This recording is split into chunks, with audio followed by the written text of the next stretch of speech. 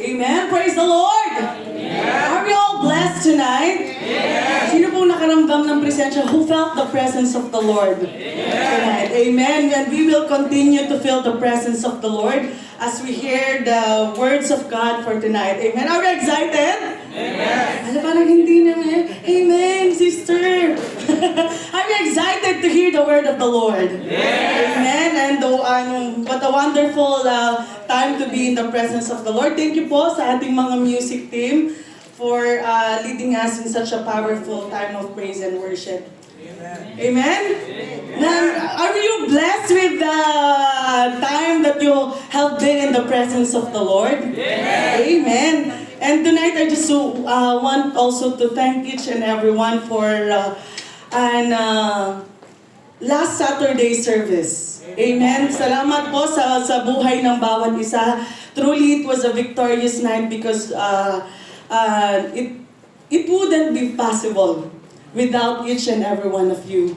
Salamat po sa lahat ng time, sa lahat ng effort, sa lahat ng support, and even financial support for the church. Amen. May the Lord continue to bless you and your family po. Amen. Hallelujah. So now as we move forward po, hindi ko alam gamitin. Press mo lang. Press mo lang. Forward. Forward, sis. Forward. Amen. Huwag mo na. Try mo. So now as we move forward with our tonight's message po, I may ask everyone to please stand as we pray po. Hallelujah. Hallelujah, Lord God. Can we just close our eyes and feel the presence of the Lord tonight? Hallelujah, Lord.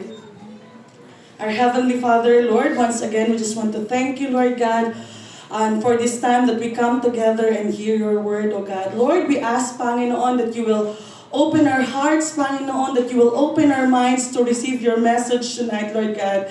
It is indeed you, Lord God, who prepared this message for us, Lord God. And Lord, continue, Lord God, to speak to us, Lord God. Continue, Lord God, to help us to understand, Panginoon, your will for our lives. Lord, we pray that your word may strengthen us, Panginoon, strengthen our faith all the more, Panginoon, that it will guide us, Panginoon, in our daily walk with you, Lord God. Lord, tonight, Panginoon, draw us closer to you, Panginoon. Let your spirit move within us tonight, bringing us, Lord, wisdom and understanding in your word, Panginoon. We thank you, Lord, for your love. We give this time to you, Panginoon, trusting, Lord God, that you will speak to us and transform us, Panginoon, transform our hearts and minds tonight, Panginoon. Lord, this is all we ask. In Jesus' name we pray. Amen. Amen. Hallelujah. Kahit pangalawa na po, parang nakakakaba. It's my second time to share, but still, ang daming, ano yung sinasabi mo kapag tita? Ang daming, ang daming daga sa puso. I mean, parang nanginginig. Amen. I'm so sorry, brother, if at times I will be speaking in Tagalog. Amen. But I will see to it that I will speak also in English. Amen. Hallelujah. So, and have you noticed po? Every time that I will have this message, I will start with a question. Have you noticed po? In today's world, everything moves at a lightning speed. Lahat dapat mabilis.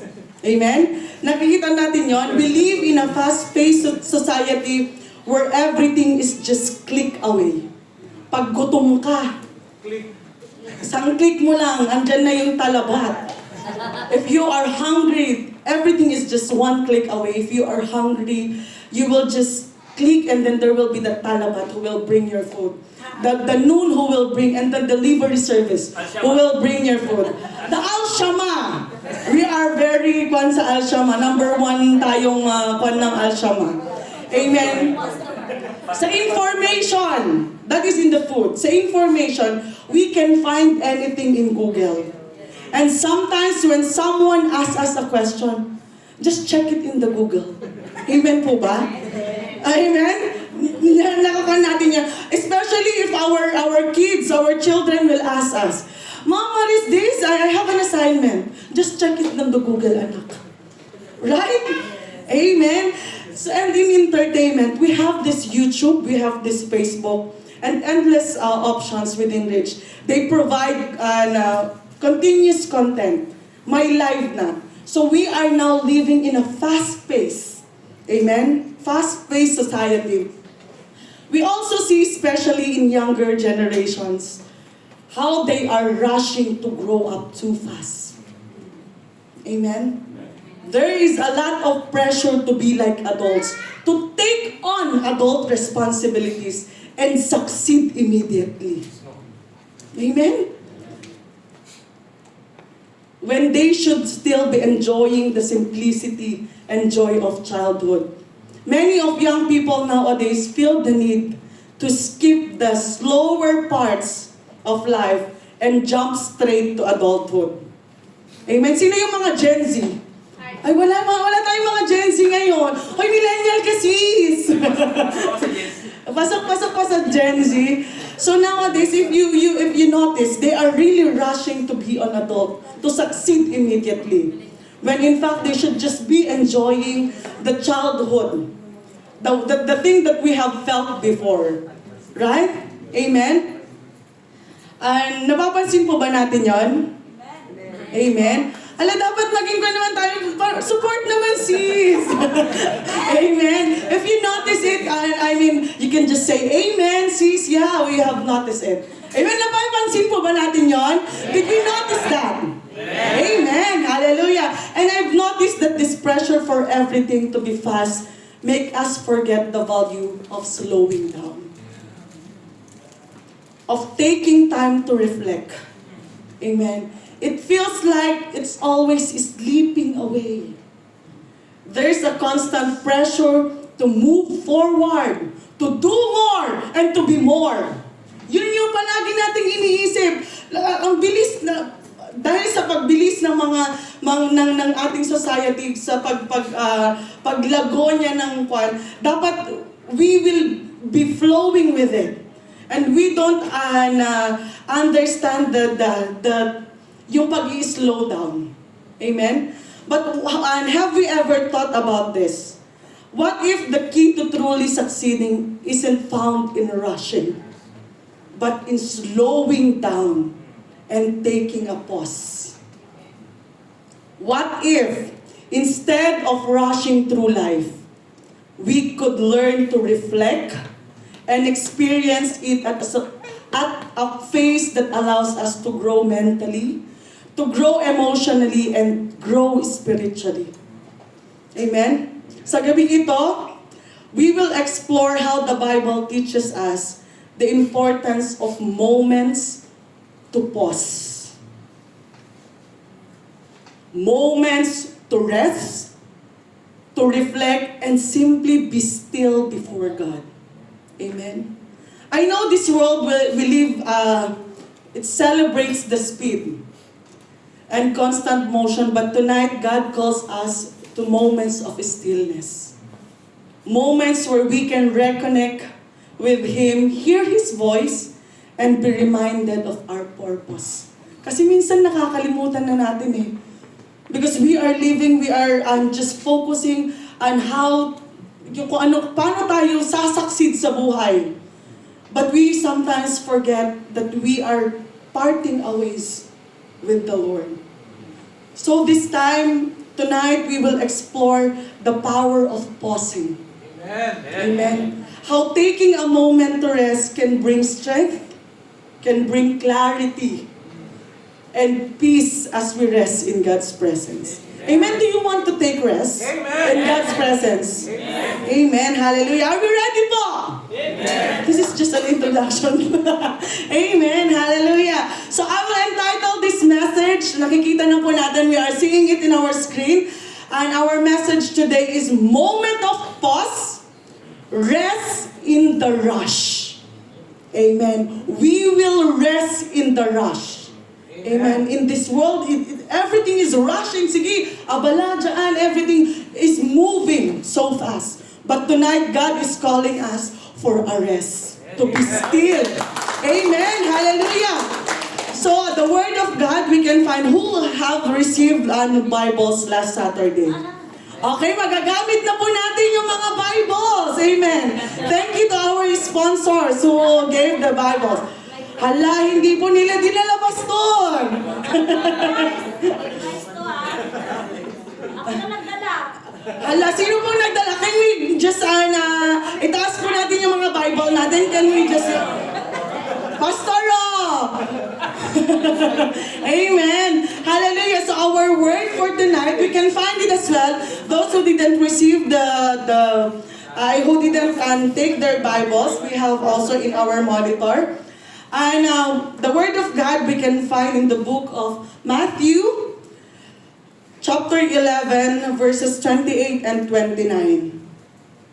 This is Jesus offering us a powerful invitation. This is a powerful invitation to all of us. And you're there na po. Matthew chapter 11 verses 28 to 29, it says there, "Come to me, all you who are weary and burdened, and I will give you rest." Amen. Napaka-powerful, napakagandang invitation ng Panginoon. "Take my yoke upon you and learn from me, for I am gentle and humble in heart. And you will find rest for your souls." Amen? Ang ganda po ng invitation ng Panginoon sa atin. Because there are moments when we feel as though there is no time to rest. Ang daming pressure from work, and on top of that, may mga responsibilities tayo sa ating mga family. We have responsibilities to our family and to our ministry.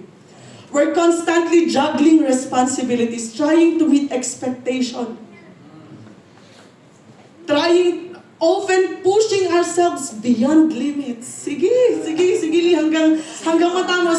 And then, this can leave us feeling drained, physically and spiritually.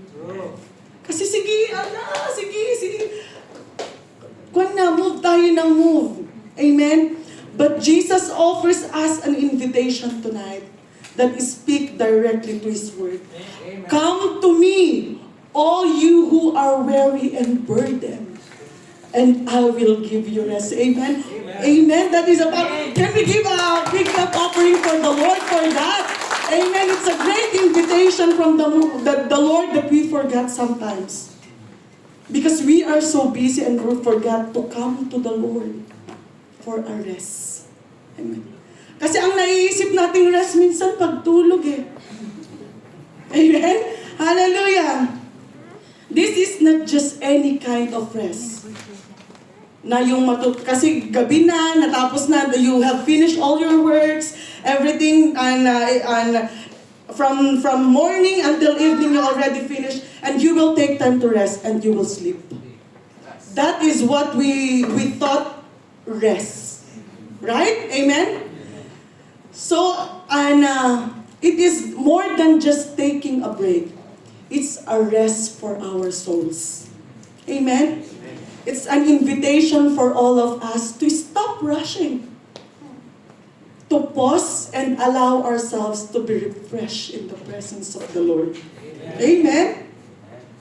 Pwede niyo sigurong sabihin, sis, napaka-unproductive naman ng sinasabi mo. Kung naman, pahinga. Dapat, and ang hirap mag-English talaga. Tinatry ko talaga. Gusto kong sabihin in English, but I can't. So, maybe you will tell to me, and it is very unproductive. And we may not always see the value of pausing, but Jesus calls us to experience a different rhythm of life. Amen? One where we can find rest, peace, and renewal in Him. Amen? When we take His yoke upon us, we learn from Him how to live humbly because He Himself is humble. Amen? To live gently and with a sense of calm in the midst of the rush. Amen? Hallelujah! So, as we look at our theme tonight, moment of peace, balik tayo. So as we look at our theme tonight, moment of peace, rest in the rush, let's reflect on how we can find true rest, not in the speed of life, Amen? But in the stillness of God. Amen. Orasan niyo ako sis sa pagkakuan. Feeling ko naman 10 minutes lang tayo. Uy! Amen. So we will move now to number 1. Amen. Number 1. Ay, wala. 1. Pausing brings us closer to God. Who wants to be close to God? Amen. Amen. We all want that. And I have another question. Sino dito mahilig sa multitasking? Paano ba English yun? Multitasking. Oo. Sino? Basta dito. Sino dito mahilig sa multitasking? Taas kamay. Ala, hindi sis, isa lang yung tinatrabaho ko. Focus lang ako sa isa. Amen. I know that you will not agree for that today, but you know in your heart. And in those moments, we often find ourselves feeling overwhelmed and forgetting something important. Because we are multitasking. Nagkukan tayo eh. May trabaho ka dito and then something in the office. For example, in office. Your boss tell you to do this one. And then after that, someone comes to you and then asks for a favor. And then you forget the one that you are doing now. Right? Because you are multitasking. Nagmo-multitasking ka until you forget such things that is important. Kasi we rush from one task to another, constantly moving and multitasking, which can make us lose sight of our connection with God. Sometimes we lose connection of God because of multitasking. Nasa kabila ng ating abalang buhay, madalas tayong mawalan ng oras, especially sa pagdarasal. Kasi pagod na ako, nakalimutan ko magdasal.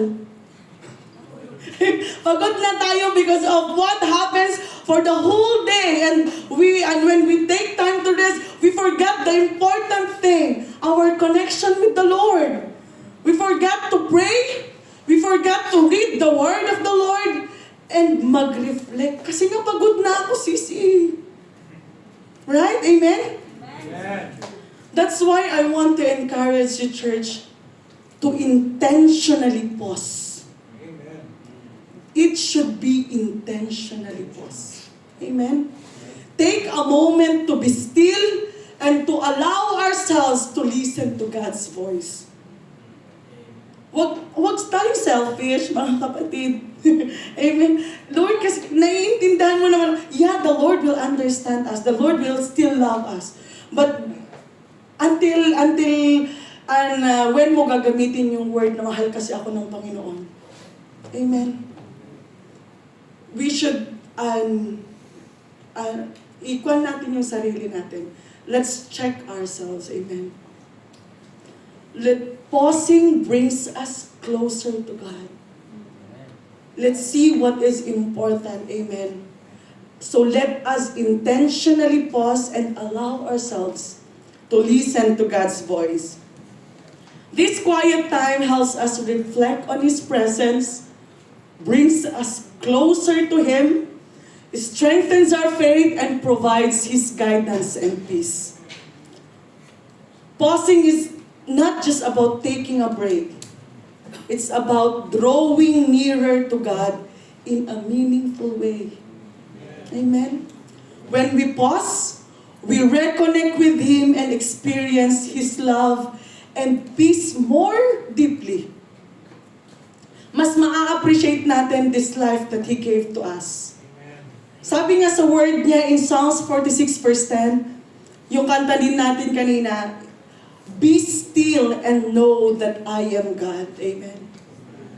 A great example from the Bible is Mary, and we can find in Luke 10:38. I don't know if I put it here. No. We can find in Luke 10:38 verse 42, and I will just read it. Sabi niya doon, as Jesus and His disciples were on their way, He came to a village where a woman named Martha, I know that we all know this story, but I just want to say it one more time. So in 38, it says, as Jesus and His disciples were on their way, He came to a village where a woman named Martha opened her home to Him.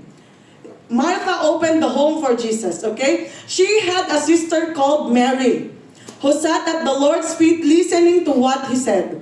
But Martha was distracted by all the preparations that had to be made. She came to him and asked, Lord, don't you care that my sister has left me to do the work by myself? Sabi ni Martha. Tell her to help me. Sinabihan niya pa ang Panginoon, sabihan mo si Mary, Lord, tulungan naman niya ako. Grabe na yung pagod ko sa trabaho eh. Sabihan mo naman si Mary. But the Lord answered her, Martha, Martha, the Lord answered, you are worried and upset about many things. But few things are needed, or indeed only one. Mary has chosen what is better. Amen. And it will not be taken away from her. What did he choose? In this passage, we see Martha was busy in doing all the works around the house, while her sister Mary chose to sit, amen, and listen to Jesus. Martha was overwhelmed and distracted, but Mary intentionally paused, amen, choosing to be present with Jesus. Amen. In that moment of stillness, she experienced God's presence and peace. Amen. This reminds us, like Mary, we should prioritize spending time with God. Amen. Even in the midst of our busy lives, we should spend our time with God. We shouldn't forget to pray, to read the word of the Lord, because it strengthens us. Amen. It brings us more clarity, amen, in life. Mas maa-appreciate natin yung buhay na pinagkaloob sa atin ng Panginoon when we reconnect ourselves with Him. Kasi minsan nakukuha niyo yun, kasi trabaho ko ng trabaho, Lord, grabe na, ang pagod na ako. Diba? So, mapupunta tayo, let's move now in 2. Sabi doon, second point natin is, pausing brings peace and strength. Ano yung first point natin? Amen. Pausing brings us closer to God. Amen. And number 2, pausing brings peace and strength. Amen. Sino dito marami mga responsibilities? Who has a lot of responsibilities in life? Ay ala, salamat po Lord, walang mga responsibilidad ata mga kapatid. Grabe, thank you Lord.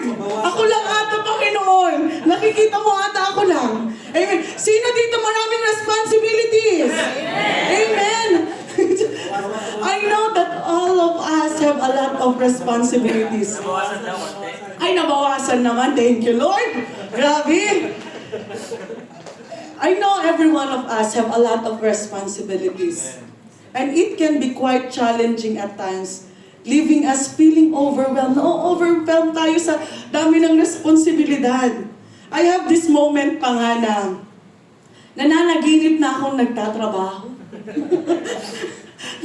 Nakakanya ba yun? Na-experience niyo ba yun? Minsan kinakwento sa akin ni Nathan na nagsasalita na ako habang natutulog. I have this experience when, because of a lot of responsibility, I tend to talk while sleeping. Because, and then, yun po, nagsasalita ako habang natutulog. Have you experienced that po? Na dahil sa pagod, dahil sa ang dami mong iniisip na responsibilidad, parang nadadala mo na din hanggang sa pagtulog mo. Ano yung parang, hala, okay na yung visa niya. Uy. Amen. That's because we carry so many burdens. We carry so much responsibility and we constantly pushing ourselves to keep going. Often at the expense of our well-being. Minsan nagkakasakit na tayo. Dahil sa napakadaming tinatanggap nating responsibilidad sa trabaho. Minsan hanggang wala ka ng tulog. But thank you, Lord, for the strength. Pausing brings us peace and strength. Sa kabutihan ng Panginoon, He is regaining our strength. Amen? Minsan nagkakasakit na tayo and hirap makatulog and we're running on empty. at times because of many responsibilities that we are having. That's why it's so important for us to pause and take time to rest. Yung sabi ko kanina, it's not about sleeping lang na rest, but it's a rest for our souls. Amen? Especially in God's presence. Amen? He is the only one who can truly restore us. Hindi yung kaibigan natin, hindi yung pamilya natin yung makakapag-restore ng strength natin. Yeah, there will be a moment that they will, tawag doon, yung ikukan nila yung strength mo pag nakita mo sila. But all the more that God will give you and will regain your strength. Amen? Hallelujah! He is the only one who can truly restore and brings us peace and renew our strength. A rest for our souls is something only God can provide. Amen. Let us always be reminded that He is in control. Akala natin kaya natin lahat eh. Superwoman, Superman tayong lahat. Nakakala natin kaya natin lahat. But let's be reminded that He is in control of everything. If we surrender everything to Him, He will give us the wisdom, He will provide us the strength that we need for our daily walk. Amen. Hallelujah! Because we cannot carry everything on our own. Pausing is not just about physical rest, it's an opportunity to surrender our worries as well to God. And let Him refresh us. Yung kanta natin kanina, times of refreshing. You bring times of refreshing. God bring times of refreshing. Amen. Amen. He is the only one who can really give true refreshment, true restoration, true renewal. Amen. Both emotionally and spiritually. Hallelujah. When we pause, we allow ourselves to be recharged, finding peace and strength in His presence. Amen. Sabi nga sa word niya, the word of the Lord says in Isaiah 40 verse 31, but those who hope in the Lord will renew their strength. They will soar on wings like eagles. They will run and not grow weary. They will walk and not be faint. But those who hope, so we should really intentionally pause and talagang kausapin ang Panginoon. Amen? But those who hope in the Lord will renew their strength. It's not about sleeping, but it's about reconnecting with the Lord. Yeah, sleeping can regain our strength, but all the more that we will receive a full recharge if we will connect ourselves with the Lord. Amen? Amen. A great example as well in this is Jesus Himself. In Matthew 14, verse 22 and 23, it says there, immediately Jesus made the disciples get into the boat and go ahead of Him to the other side, while He dismissed the crowd. After He had dismissed them, He went up on the mountainside. Jesus went up to the mountainside by Himself. By Himself to pray. Later that night, He was there alone. Amen? Kasama niya yung mga disciples, kasama niya yung madaming tao because He is ministering, Jesus is ministering, but He take time to pause. He went to the mountainside and He prayed. Amen? After a long day of ministering, Jesus took a moment to be alone and pray. Amen? Even though He was fully engaged already in His mission, kahit na nagsishare na siya ng mga salita ng Panginoon, even if He is evangelizing already, He take time to be alone and pray. He knew the importance of pausing and finding rest in God's presence. Since nag-Bible study na ako, nag-prayer meeting, I already been in Bible study and prayer. It's okay. I will just rest, sleep. But Jesus Himself is a great example. Even if He is ministering all day, He went to the mountainside to be alone and pray. To be in God's presence. Amen. The same thing with us. We are called to take time to pause.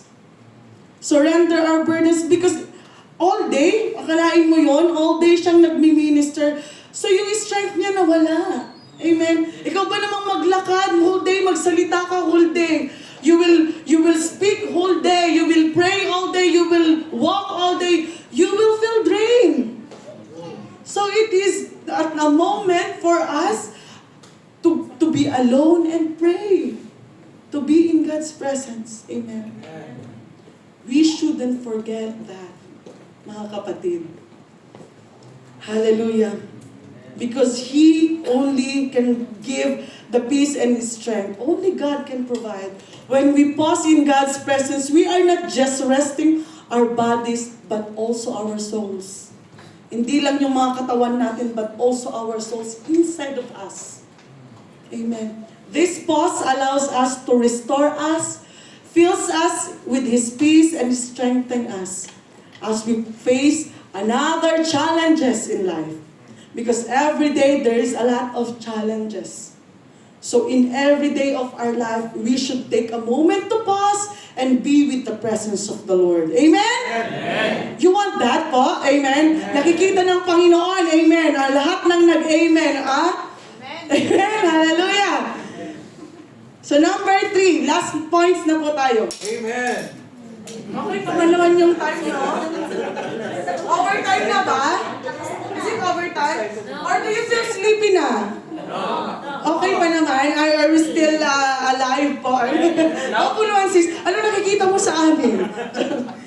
Amen. Hallelujah. Number 3, our last point for tonight is pausing helps us see clearly. Amen. Amen. Sino dito nakaranas na dahil sa dami ng iniisip, ang mga desisyon nagiging bara-bara na lang? Di ba? Because you have a lot of things in mind. The decisions that you are making is just, anong English ng bara-bara po? Just Is, anyhow. Just anyhow. Just anyhow. Because of you are thinking a lot of things in that decision that you are making, anything. You will just decide anything. Sino dito nakaranas ng dahil sa dami ng iniisip? Yun, ang desisyon nagiging bara-bara na lang. Salamat Lord, hindi nila na-try yun. Amen. And sometimes we become clouded by distraction, by emotions, and the pressure of decision making. Minsan dahil sa dami ng ating alalahanin at emosyon, nawawala tayo sa tamang direksyon. Amen? We feel like we're running in circles, unable to see the right path, and unsure of which step to take next. Nagkakaroon tayo ng mga tanong, Lord, ito ba yung plano mo sa buhay ko? Because we are running on circles and we don't know which path to take. We cannot see clearly. Lord, ito na ba yung plano mo sa buhay ko? We ask this question because we lose sight of the bigger picture. Amen? Amen. Kapag tayo ay laging nagmamadali at abala, nagiging mahirap makakita ng malinaw. If we are rushing in this life and we have a lot of responsibilities that in our mind, it's very hard for us to see clearly which decision we are going to make. But taking a moment of pause gives us the opportunity to clear our minds and recalibrate our heart. Amen. Ang pag-pause ay nagbibigay sa atin ng pagkakataong huminto sa ingay ng mundo. Ang ingay ng mundo talaga eh. So, taking a moment of pause is taking time to reflect. It helps us to step back, allowing us to hear God's voice clearly and gain clarity in the moments of confusion. Pag hindi na natin alam yung mga desisyon natin, taking a moment of pause will bring us clarity. Ang Panginoon, hindi naman tayo pababayaan. He is always in our side. As long as we surrender our lives to Him, as long as we have connection with Him. Amen. By pausing, we can listen to God's guidance more attentively and make wiser, more thoughtful decisions. Hindi yung sarili lang nating mga desisyon. It's the decision that we get from the Lord. Amen. It opens us to God's direction, helping us to see things more clearly and understand the path that He wants us to follow. It allows us to discern His will and make decisions aligned with His purpose in our lives. Amen. Sabi nga sa word niya, in Proverbs chapter 3, verses 5 and 6, trust in the Lord with all your heart and lean not on your own understanding. In all your ways, in all. Hindi partial. It's not partially. In all your ways, submit to Him and He will make your path straight. Lord, ito lang yung gusto kong ibigay sa'yo. Yung love life ko lang, Lord. But no, it says, in all, lahat you surrender. Not only this family, not only everything. Lord, makasarili ako, yung sarili ko lang. Amen. Church, it's a reminder to all of us that in all things we should surrender to the Lord because He will help us see clearly in our decision making. Amen. Hallelujah. One great example. Malapit na po tayo. One great example in the Bible is Moses. In Exodus chapter 14, 10 to 16, this is medyo long siya. Amen. So sabi niya doon, as Pharaoh approached, the Israelites looked up, and I know that you all know, you are aware of this already, but to those who are not aware of this story, just want to say it again. As Pharaoh approached, the Israelites looked up, and there were the Egyptians marching after them. They were terrified and cried out to the Lord. They said to Moses, was it because there were no graves in Egypt that you brought us to the desert to die? What have you done to us by bringing us out of Egypt? Didn't we say to you in Egypt, leave us alone, let us serve the Egyptians? It would have been better for us to serve Egyptian than to die in the desert. Moses answered the people, do not be afraid. Stand firm and you will see the deliverance the Lord will bring you today. The Egyptians you see today, you will never see again. The Lord will fight for you. You need only to be still. Moses is telling to the Israelites, you need to be still. Then the Lord said to Moses, why are you crying out to me? Tell the Israelites to move on. Raise your staff and stretch out your hand over the sea to divide the water, so that the Israelites can go through the sea on dry ground. Amen. You already know Moses parting the Red Sea. Amen. When he and the Israelites were standing before the Red Sea, there seemed to be no way. Ikaw ba naman makakita ng dagat? Punta po tayo dun sa Corniche. Lord, paano kayo mabibiyak, mapapart to? Amen. But see the faith that Moses had. When Moses and the Israelites were standing before the Red Sea, there seemed to be no way forward. The people were afraid and uncertain. But in the moment of pause, Moses listened to God's voice and received clear direction on what to do next. Ang sabi ng Lord sa kanya, raise your staff. Stretch out your hand over the sea to divide. Amen. He make a pause in that moment to hear God's voice, hear God's direction. Amen. In that stillness, Moses was given the guidance to part the Red Sea, leading the Israelites to the safety. Amen. Hallelujah. Like Moses po, pausing allows us to hear God's guidance in our life. See the bigger picture and make decisions with clarity and confidence. When we stop and reflect, God provides us with the wisdom we need to navigate through life's challenges. Amen. Gusto po ba natin yon? Amen. Hallelujah. Did we get something po?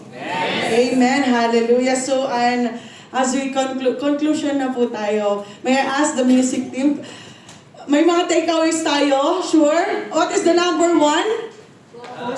Nakalimutan ko na sis! Pausing brings us closer to God. Second, amen. Pausing brings us strength and peace. Amen. Number three, pausing helps us see clearly. Amen. As we conclude, can we all stand up? Amen. Thank you, Lord, for today. Amen. Hallelujah. As we reflect tonight on the importance of pausing in the rush of life, let us always remember that taking time to rest and reconnect with God is not a sign of weakness. It is never a sign of weakness, but a powerful way to renew our strength.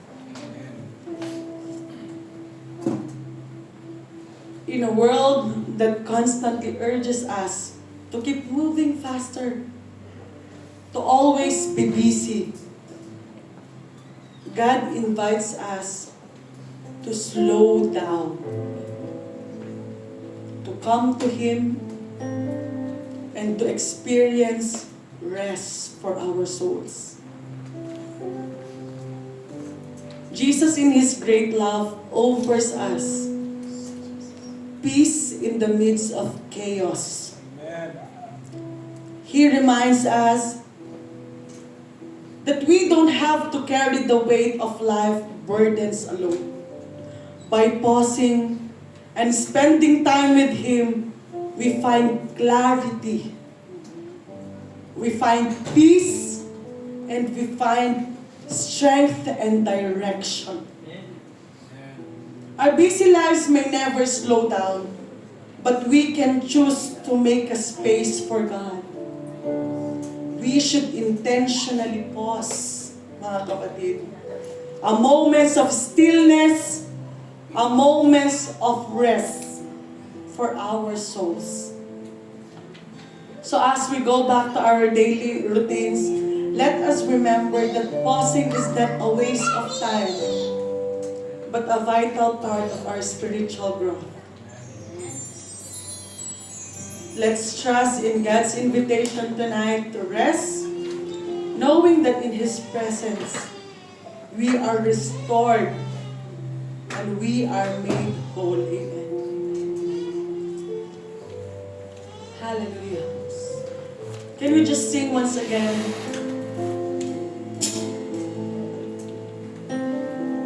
The still. We will be still in the presence of the Lord.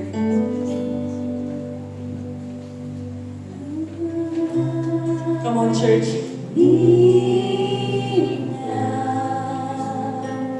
Let us take a rest in God's arms tonight.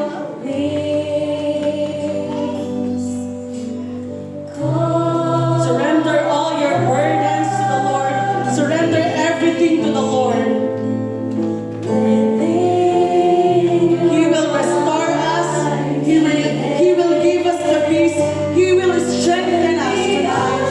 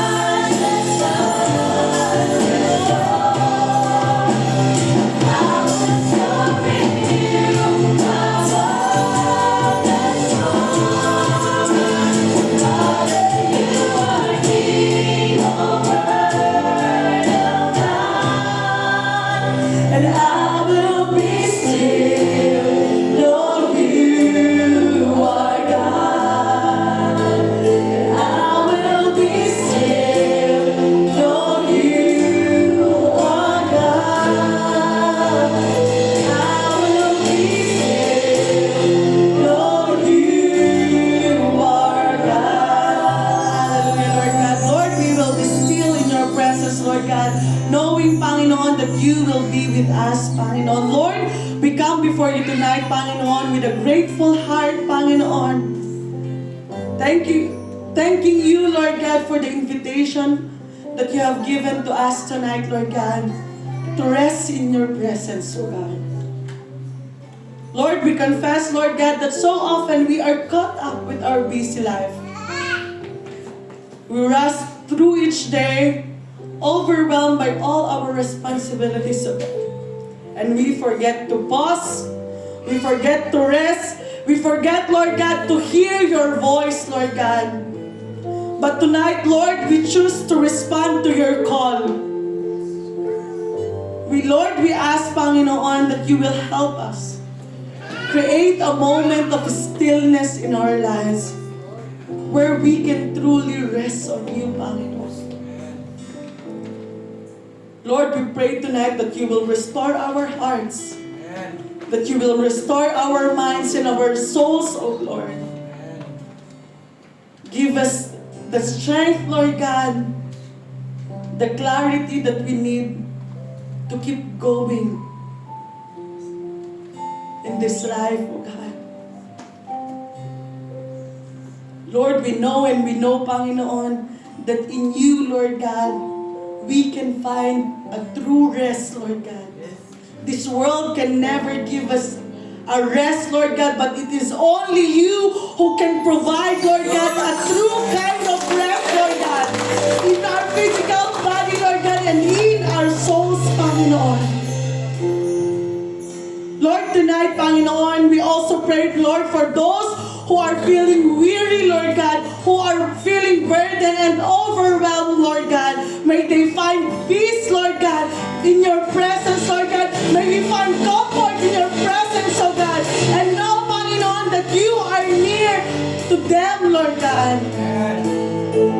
Mangusap ka, Lord God, sa buhay ng bawat isa, Lord God. Refresh our hearts, oh God. Renew our spirits and remind us, Lord God, that you are always there to carry, Lord God, all our challenges, Lord God, all our burdens, Panginoon. Lord, we ask your guidance, Panginoon, as we navigate, Lord God, these life challenges, Lord God. Help us, Lord God, to trust in you, Panginoon, to your plan, Lord God, and rely, Lord God, on your strength, Panginoon. Not on our own strength, Panginoon, but in your strength, oh God. We surrender, Panginoon, all our worries to you, all our doubts, Lord God, all our fear, Lord God, knowing that in your hands, Lord God, we are safe, Panginoon. Thank you, Lord, for your love, for your grace, Lord God, and for the rest that you are constantly offering to us. We continue, Lord God, to commit ourselves to you, Lord, and trust you, Lord God, that you will lead us, Lord God, each day, Panginoon, in every day of our lives, you will lead us, oh God. We thank you, Lord God, for the life of each and everyone, Lord God, that are here tonight, Panginoon. Lord, patuloy ka, Panginoon, na mangusap, Lord God, sa buhay namin, Lord God. Not just today, Lord God, but in our daily life, Lord God. Continue, Lord God, to speak to us, Lord God. Remind us always, Lord God, to take a moment of pause, Lord God. To rest in the rush, Lord God. Hallelujah, Jesus. We thank you, Lord God. We love you, Lord. We acknowledge your presence in our midst tonight. It is you, Panginoon, who speak to us tonight, Lord God. And to you we bring back, Lord God, all the glory, all the honor, and all the adoration, Lord God. For in Jesus' name we have prayed. Amen, amen. Once again, can we give a big clap offering for the Lord? Thank you, Lord. Thank you, Lord.